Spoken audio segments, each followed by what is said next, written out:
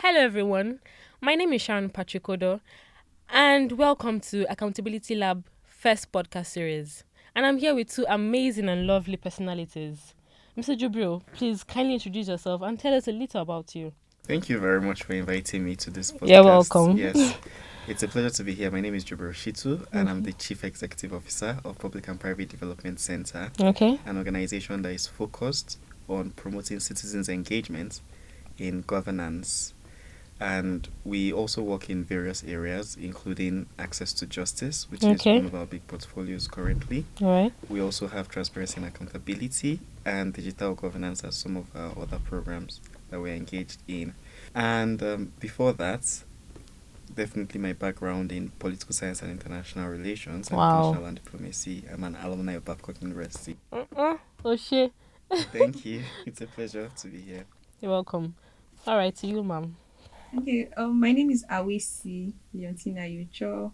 I'm a lawyer with a specialization in technology law and intellectual property law. Okay.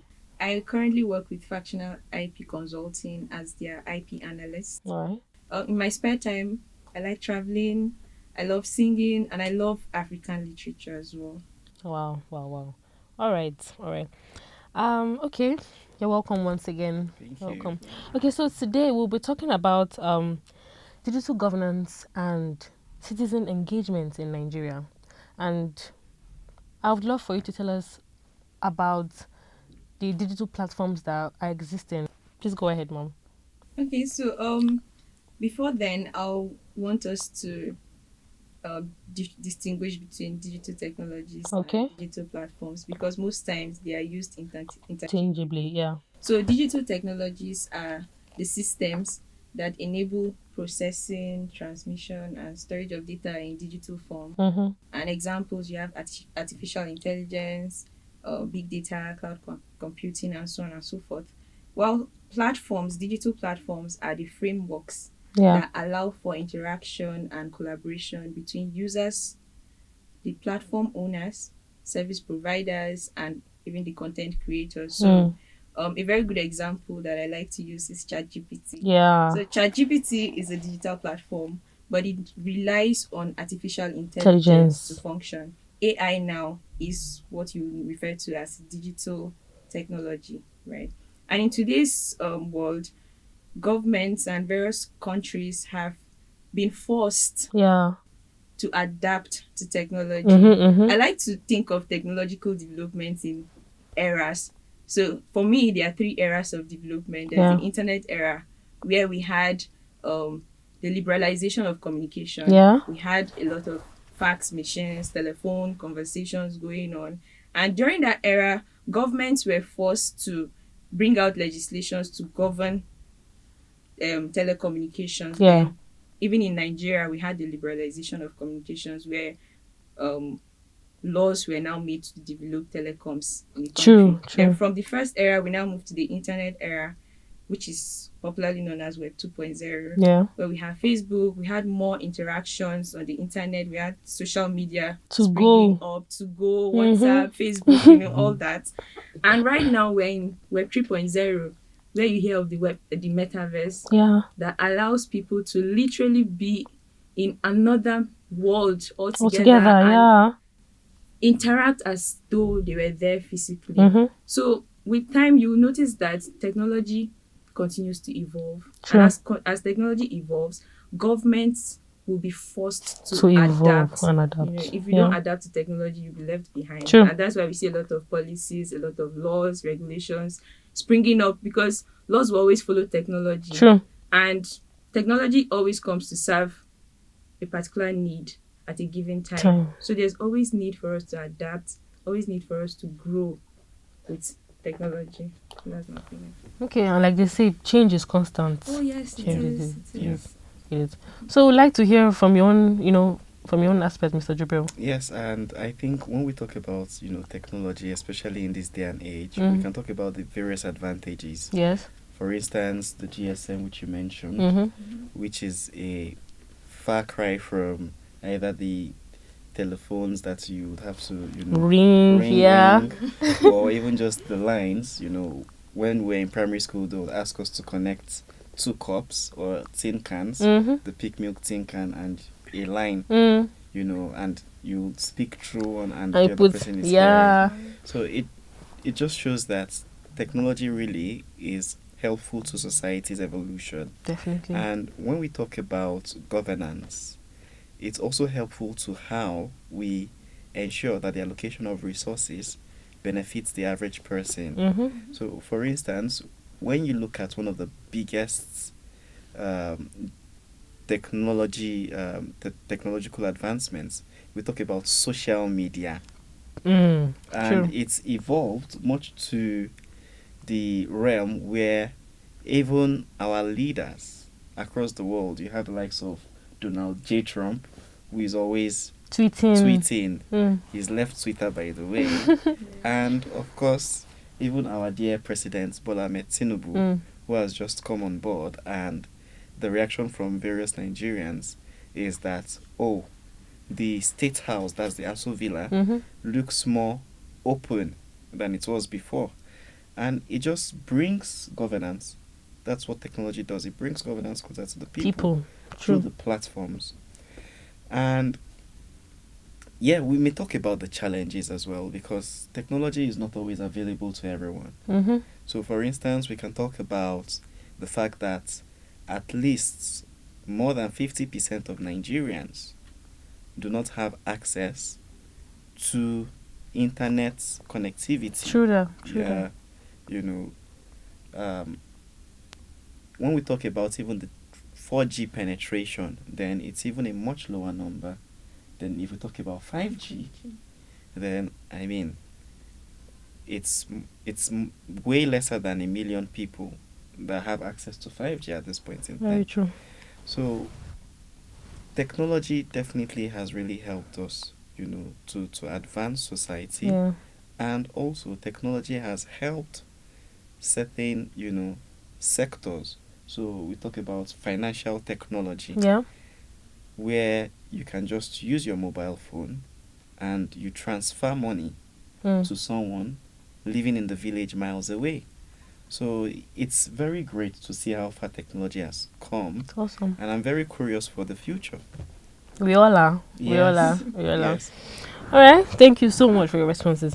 Okay, so secondly, are there any successful examples of digital governance initiatives in Nigeria that have improved accountability and transparency? So we'll start with you. Oh, okay. Yes, there are. Okay. One of them is the introduction of the Treasury single account. Okay.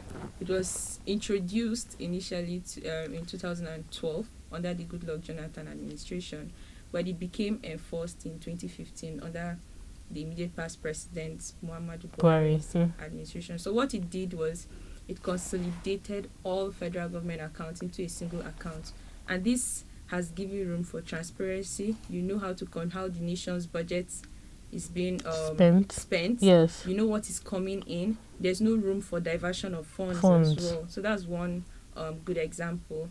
Another example that I love to give would be the introduction of the biometric verification number system, BVN. So BVN allows a particular individual, a particular individual's data to be linked to all his other accounts or to be linked to his biometric data. It allows for tracing, and most times social intervention funds have been successful because through BVNs, the government can easily disburse funds to individuals irrespective of the banks that they work with and so on and so forth. So Nigerian government is trying. I've seen a lot of initiatives, and I just hope that with the new administration, we'll get to see more initiatives come on. Wow. Okay. Yes, I think I agree that, technology has really helped even governments. For instance, the Treasury single account and the IPIS, which allows for salaries of the federal civil servants to be paid, has really helped, at least on a relatively fair level, eliminate some of the corrupt processes. But it's never altogether sufficient, because technology, like we said, is something that improves the process. Yes. But it does not eliminate the innovation of humans. in the sense that as you improve the process, people are already devising means and ways to outsmart the process. And that's one of the major challenges, but also the excitement of technology. I would highlight a bit on citizens-driven engagement with government. Yes. For instance, we have a software which we created called Budeshi. Budeshi. Yes, it's a Hausa term. Okay. Budeshi, yes. Okay, so what does that mean? Open it.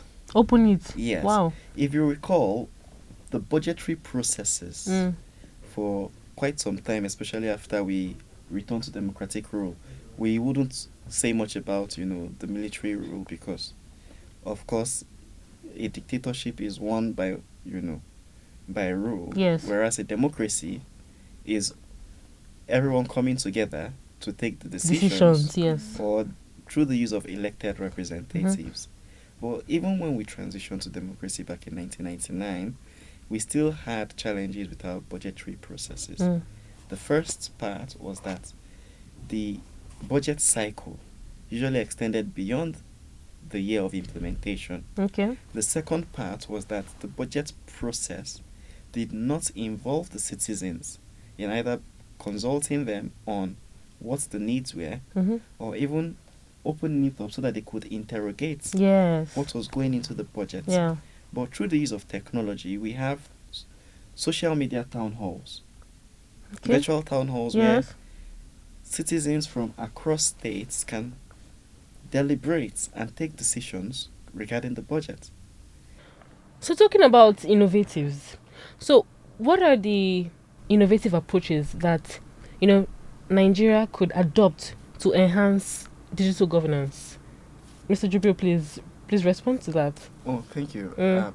I think there are some critical aspects that are missing when we talk about digital governance. Yeah. And the major one currently is identity. Identity. Yes, digital identity.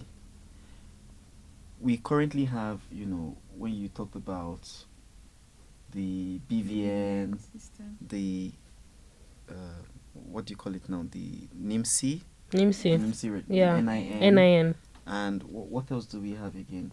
We have voters card. Yes, the voters card as well. These are different forms of identities. Yes. But they are not interlinked. So we have currently in countries like China where as you are conducting, either a transaction or if you're crossing the streets or if you move past a stop sign, you're already receiving a message that is correcting you about your action. Oh, that's amazing. Yes. So even in countries like Kenya, and I think in Lagos, they are trying to introduce that same type of technology. Yeah. But one thing that needs to happen is that we need to link all of these together, all of these identities into a single identity. Also in the West, in the US, you have what you call the social security number. So we need to be able to link our identities. And that way it makes governance technology easier. The other part which we have to look at is the enabling environments. So currently you have various startups, SMEs, fintech, that use technology to be able to drive their processes. Yes. But without that enabling environment, then it becomes very difficult. For them. Very true. Please. I agree with him. Largely. And to continue with the point about an enabling environment, I think that the last administration had started to put in some work with the enactment of the Nigeria Startup Act. Yeah. Which will now come and provide incentives for startups in Nigeria and help them thrive, and also give them some exemptions, like tax exemptions for startups. So I think that's a step in the right direction, and I hope that this new administration will implement it moving forward. Another idea that I think that the new administration, Nigeria, could adopt from other countries is the use of open data. We do not have data available. I remember last 2 years I wanted to conduct a research on the correctional facilities in Nigeria. There was no data online. I had to write to the headquarters. I went there. about 4 times writing, and they kept redirecting me to different offices Yeah. just to get data of the total number of inmates that we have in our correctional Imagine. facilities. So there's a need for us to adopt an open data governance system where citizens can be able to access data and also work on it, because when you have data open and Yes. available, I'm not saying sensitive data, data that could be used for transformation, Sure. you know, civic organizations could use this data to carry out projects. Like in my case, Mhm. we were supposed to work on a project to improve the current system, the current bill administration system that we have in Nigeria. And we really needed the data to know how to develop the technology that we wanted to use. But to a large extent, I would say that affected us because we didn't know where to start from because the data was not available. So there's a need for us to do that. There's also a need for our government to be more proactive when it comes to emerging technologies. Yeah. Like the case in Dubai, where they have an entire metaverse strategy. They have a minister of artificial intelligence, and you can see that there was a year that their digital economy contributed about 10% to the nation's GDP growth. Sorry to cut you short. Did you say Minister of Artificial Intelligence? Yes, they do have A that whole in minister. Dubai. Yeah, they do that. Wow. They have that. And in other countries like South Korea, they are developing what's known as Seoul City. You know, where people can travel to Seoul using the metaverse. You know, you just wear your headset. You're in Nigeria, but you can visit Seoul. You can see the side attractions. Not even having to go You there. don't have to go there. So there's a need for our government to be more proactive. Yeah. When it comes to adopting technology. It's important. And I think NIDA is trying. They're doing a fair job with that because they have a lot of trainings, you know, on blockchain and AI, but we still have to do more when it comes to enforcement. Yes, Okay. and yes, I think the point you mentioned about, for instance, the correctional services. So it would interest you to note that we actually have a project at PPDC where we are supporting the corrections, potentially to develop and scale. These processes already exist because if you recall, when we had the incident at Kuje, yes, you know, the information about the inmates was published online. Yeah. You know, we could see all of that. But it's not on scale, you know. We don't have it at scale all over the country. Yeah. So we just have pockets of these technological developments. Same with, for instance, the court administration and case management processes. If you go into a court today, what you would see is a judge writing longhand from morning till night. And this is very challenging. But one thing that we did was to then introduce scheduling platform, which ensures that the various security agencies, the corrections, and the judiciary, they are aware about, you know, the particular time that a particular case is supposed to be going on. We've also introduced virtual hearings. So for those that are in the correctional facilities, they sit and they are able to appear in court. But not only that, you know, for the longhand, we've also introduced a transcription tool. You know, we're partnering with one of these technological firms here in Nigeria. Okay. And they have this very amazing tool which takes even our intonations. And it has more than 90% accuracy. Sorry, what's the name of the company? The company is Denovo, QSoft Denovo. QSoft Denovo. So they are doing an amazing job, and again the issue is scale. So currently we're implementing this project only in 3 states. So in Plateau, in Kaduna, and Nasarawa. But imagine where we now roll it out to the rest of the country, and which is why we need really, especially because of the benefits, because we see the world going digital, we see the world advancing, so we really need to that move. level of support. Yes, we need to move. Oh, that's good work from your own end, Mr. Jibril. Yes, that's good work. Thank you. Okay, so what do you think are the policies that the new administration should, you know, implement to promote digital governance? What do you think are those, you know, policies? I mean, and let's even streamline it to procurement. What do you think are the policies that the government should implement, you know, to improve digital governance and inclusion of citizen participation? The very first is the e-government procurement. So Okay. the EGP is a platform which enables ex ante, that's real-time uploading of information, Yeah. and that way the citizens can better engage with the data. Yes. So that's one of the things that we really would like. Also, we need the feedback mechanisms to work. We don't want a situation where we provide the feedback and it takes us weeks to get the feedback from the government. The law itself provides for a procurement council, a public council on procurement, a national council on public procurement. But since the Public Procurement Act was passed, and this is a law that was passed since, do you want to guess?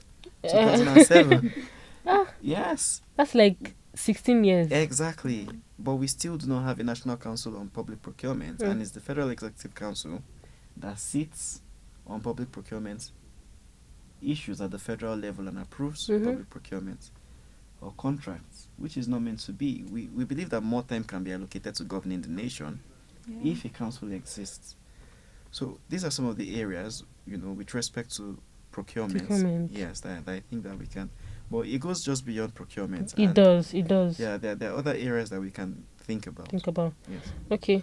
So, would you like to share more on Mr. Jubil? So, beyond procurement, there's also a need for the new government to focus on capacity building.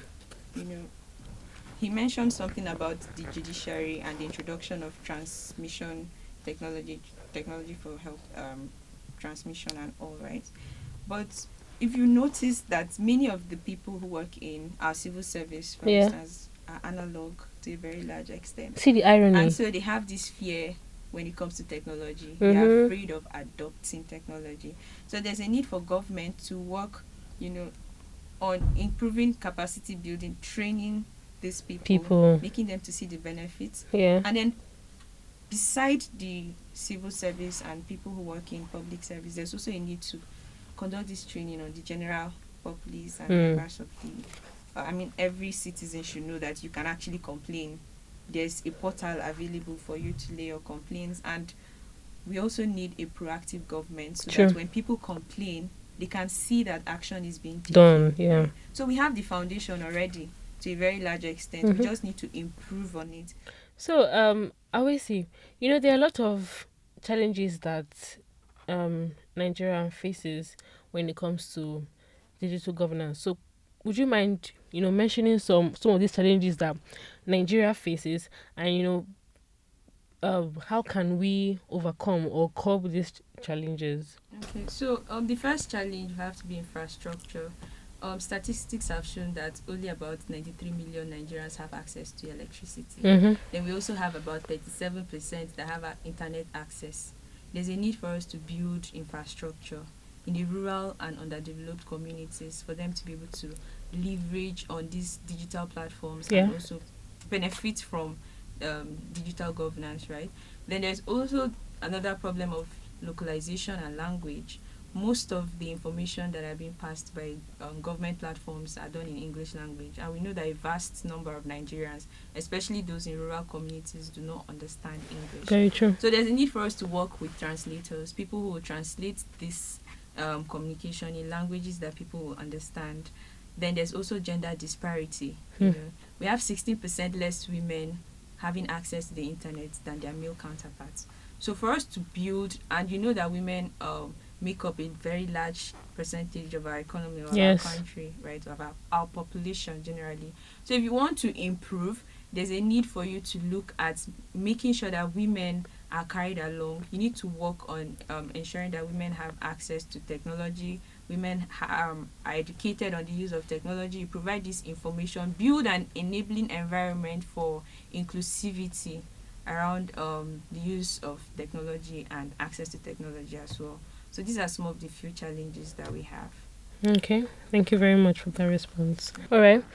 So when we talk about civil societies have a major role to play in the nation.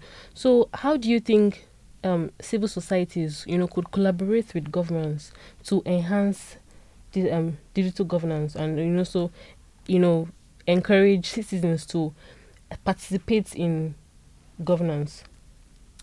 One of the great examples I love to highlight Yeah. is the use of social media. Okay. If you go on Twitter, for instance, you have Twitter Spaces where the government official, civil society, and citizens are able to engage Yeah. on, the most current issues. And I've seen that platform grow. Even the news agencies, for instance, Premium Times, the Punch newspapers, Daily Trust. Daily Trust, Cable, they host Twitter Spaces Yeah. on scheduled days of the week where they discuss the major news of the week, Yeah. and they try to bring in various professionals from the private sector, from civil society, from the government to discuss. And I believe that it, has contributed effectively, especially in the wake of the current administration Yeah. that was just newly inaugurated. We've seen, for instance, people following the discussions around the removal of fuel subsidy Yeah. and looking at how can we ensure that these alternatives that we're trying to bring on board are able to benefit the people. So we've really seen the influence of social media in promoting some of these conversations. Yeah. But beyond social media, we also have, although we are still affected by digital penetration, the opportunity for technology to help people give direct feedback. Surveys, flash surveys. There's this innovation, although not as advanced, by UNICEF. It's called U-Reports. You report Yes, U-Reports is translated into various languages. and it's a text message based, Okay. feedback platform where you punch in the numbers and you get your feedback. Okay. So I think that with the advancements Yeah. of digital penetration into several other areas, there will be the opportunity for much improved processes. But in the meantime, one of our approaches is to hire community-based monitors. We engaged with the communities themselves, Yeah. but we hire community-based monitors because, for instance, if the community is not able to look at the projects that are being completed in their area Yeah. and provide photo and video evidence, Yes. then you have one individual who is able to travel to a community, take photos, take Representatives, representative more more or or less, and that way the information is transmitted not just to us as civil society, but also to their elected representatives. And we've seen the impact of this, for instance, in primary health care. Yeah. When we are monitoring the primary health care agencies, because according to the consolidated revenue fund, the provisions for primary health care centers, 50% comes from the federal government, Okay. 50% comes from the state government. Then the money, once the counterpart funding is provided from the state government, it goes directly to the primary health care center. But then you find out that, people implement the contract and build the facilities, but it's not open. It's locked. It's under lock and key. So citizens are able to give that kind of feedback. Yes. And then we're able to interrogate. I don't know if you recall, there was this particular discussion about fire trucks.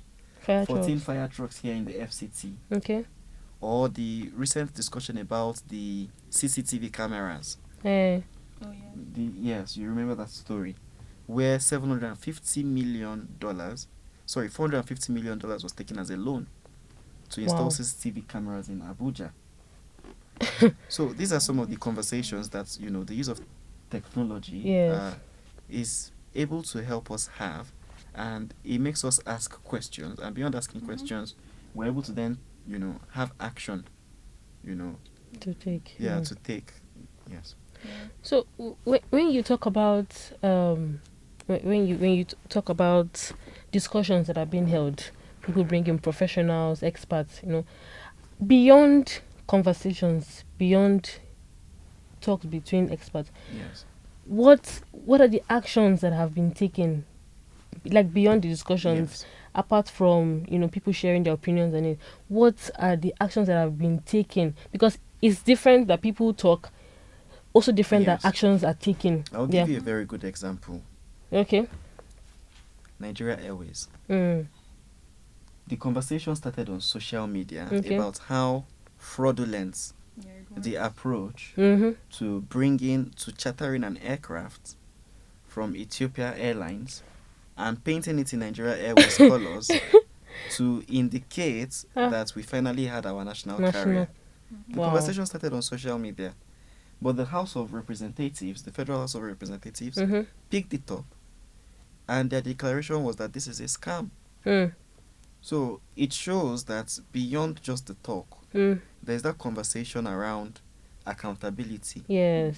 And through the House of Representatives Committee on Aviation that looked into the matter, we can then say that it's not just the talk that is happening, Yeah. but there is an opportunity to then go beyond that to hold people accountable. Mm. So their resolution was that the executive, that's Mr. President, Yeah. should look into the matter. But that's where political will then comes in. Exactly. Because without political will and without the independence of institutions, then the talk would not really translate into the type of action that we would love to see. Yes. So what I'm trying to say is that it's not all perfect, but it's always a starting point to see that technology has really helped us to bring governance much closer to the people, Yeah. and bring accountability much closer to, Yeah. you know, the elected officials. As well as transparency. Yes, and transparency. Transparency. That's true. I remember in 2020, during the COVID pandemic, the NCDC Mm. utilized the social media platforms a lot to send away misinformation, Yes. and also to keep us on track, Updated, yes. as to Mhm. the status of things in the country Yeah. at that time. And I think it was very efficient. It was Yeah, actually. and we have other civil society organizations like budgets Okay. that uploads the country's financial budget and expenditures and just make it publicly available for everybody to see. Mm. You know, when you see these things, people are able to monitor and know and track implementations Implementation. as well. Because now we're seeing this in very simplified and beautiful form. Mm-hmm. So we can tell, like, even if you're one who doesn't like to read or deal with numbers, they've presented it in such a way that you don't have to go through any hassle. You just go to the platform and then you see everything, and they break it down that, oh, this was the budget, this was allocated to this sector. Then you now as an individual can now start to ask questions. You know, so we have more civil organizations that are doing this, and I hope that more will come up and we'll see results. We hope so too. We do. So, Mr. Awese, you know, when we talk about technology, you know, there are so many risks that are attached to it. We talk about data privacy and all. So, what do you think we can do, you know, to curb, you know, data privacy, security in when we're talking about digital governance? Okay. So, like you said, some of the risks are the issue of data, privacy, and data protection. Mm-hmm. There's the risk of misinformation. Information, yeah. We also have cyber security issues. Like, I remember Jibril mentioning that there's the human need to also, when technology grows, the criminals as well also develop their own technology to counter yes. the existing technology, right? So regarding privacy and data protection, I think we have an existing framework, the Nigerian Data Protection Regulation of 2019, but there's a need for us to for the government to enforce that legislation more, and we need a stronger framework for that to protect data, right? And then for cyber security, I know that the last administration had released a strategy document for cyber security in Nigeria, and part of their what happened around that time was that they carried out a lot of capacity building workshops in different agencies. I know NCC, CBN, and all different ministries are being taught how to respond to cyber threats. So we have the laws, even though the Cyber Crimes Act needs amendment, because as it stands now, we do not have an enforcement agencies. So like you have the EFCC Act, you know from the name that the EFCC is the enforcement agency for this act. Same thing with the NDLEA, same thing with NAFDAC. But for cyber crimes, we do not have a specific agency that will enforce the Force it. provisions of this act. So most times it's just left at the will of whatever enforcement agency, the EFCC or Want to the do about police, it. yeah, anybody who wants to, rely on any provision on the act. So Mm-hmm. there's a need for us to have a dedicated enforcement agency for the Cyber Crimes Act, and then we can now talk about amending some of the provisions. Currently, amendment is going on, and we hope that they'll be done sooner than later. Right? And then on misinformation, I remember during the COVID pandemic, there were a lot of tales online about COVID, scary tales, how many people dying, and the NCDC had to be very proactive in countering most of this information that were being spread. Social media, news spread on social media like wildfire. It's so easy to see things and believe them because most times they look real. I remember a particular member of the past administration who also misinformed the public about the kidnap that went on in Kankara in Katsina State. The schoolboys who were kidnapped.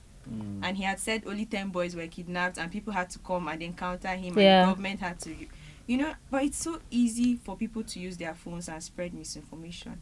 But with social media, it's tricky because I do not advise the government to clamp down on social media, right? And it's also difficult to tell platform owners to regulate and bring down news that you would classify as fake news or hate speech. It's so difficult because if you're not careful, you may be trampling upon the freedom of expression, trampling upon the rights of people. So, in my opinion, what government can do is to be very proactive, right? In the case of that public servant who had given us misinformation, I don't want to mention his name, about the kidnapped schoolboys, immediately there was a response from the government and countering that information. And same thing with NCDC, they were very, very proactive. Government has to be very proactive.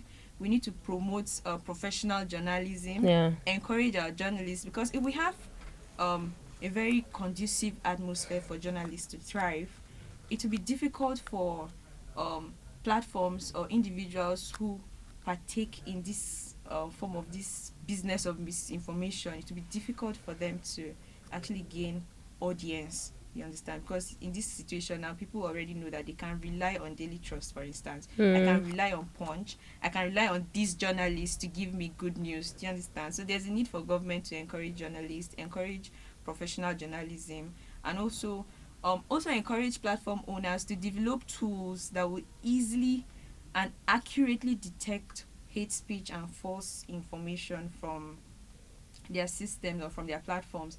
And we also need to develop strong platforms to curb cyber risks and cyber attacks as well. So we need to develop systems for that, and like I said, capacity building for everybody. Very important. As you're important. developing this system, there's a need to keep training people, keep informing people. Tell Nigerians, see, when you see something online, verify before spreading it. You have to just keep verifying this information before you take it. And not everything you see online is real. So that's my suggestion. All right. So, Mr. Chibu, please let's hear from you. Yes, I think that there is always that understanding that the current age, the digital age, is one that we do not entirely have it figured out completely. Yeah. I mean, we're talking about Web 3.0. Who knows what's next after Web 3.0? And with that realization comes the understanding that under-regulation might, result in us making costly mistakes, while over-regulation might inhibit our growth. Yeah. So the idea, for instance, around institutions looking at, dedicated institutions might maybe or maybe not be the final answer. It might be that the communities of practice themselves, would result in some form of collective accountability mechanisms being created to ensure that these systems are not being abused. Yes. But we've also seen some of the challenges, for instance, the SVB and the current legal action being taken against Coinbase. And of course, even the embarrassments that we've heard about with Tingo, the allegations, that are currently being leveled against the organization. I think where we see the opportunities for the community to rally around in terms of self-regulation, we should take advantage of those. Mm-hmm. Where we see the opportunities to partner with the government, we should also ensure that we're doing that. And technology continues to improve. Yeah. So where we see opportunities to improve, let us improve. Amazing. I really enjoyed this session with you. Hearing from different points of views and perspectives, and I hope that our audience out there has learned one or two things from, digital governance and how citizens can be inclusive in, making decisions or participating in government decisions. So thank you very much, and we hope to see you in our next episode. Thank you very much.